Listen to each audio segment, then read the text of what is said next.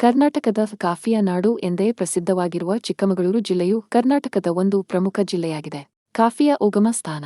ಭಾರತದಲ್ಲಿ ಮೊದಲ ಬಾರಿಗೆ ಕಾಫಿ ಬೆಳೆಯನ್ನು ಪರಿಚಯಿಸಿದ್ದು ಇದೇ ಜಿಲ್ಲೆಯಲ್ಲಿ. ಮುಳ್ಳಯ್ಯನಗಿರಿ, ಇದು ಕರ್ನಾಟಕದ ಅತ್ಯಂತ ಎತ್ತರದ ಶಿಖರ. ಬಾಬಾ ಬುಡನ್ಗಿರಿ, ಧಾರ್ಮಿಕ ಸೌಹಾರ್ದತೆಗೆ ಹೆಸರಾದ ಈ ತಾಣವು ಸುಂದರವಾದ ಗುಹೆಗಳು ಮತ್ತು ಪರ್ವತ ಶ್ರೇಣಿಗಳಿಗೆ ಹೆಸರುವಾಸಿ. ಕೆಮ್ಮಣ್ಣುಗುಂಡಿ, ಇದನ್ನು ಶ್ರೀ ಕೃಷ್ಣರಾಜೇಂದ್ರ ಗಿರಿಧಾಮ ಎಂದು ಕರೆಯುತ್ತಾರೆ. ಇಲ್ಲಿನ ಗುಲಾಬಿ ತೋಟ ಮತ್ತು ಜಲಪಾತಗಳು ಮನಮೋಹಕವಾಗಿವೆ.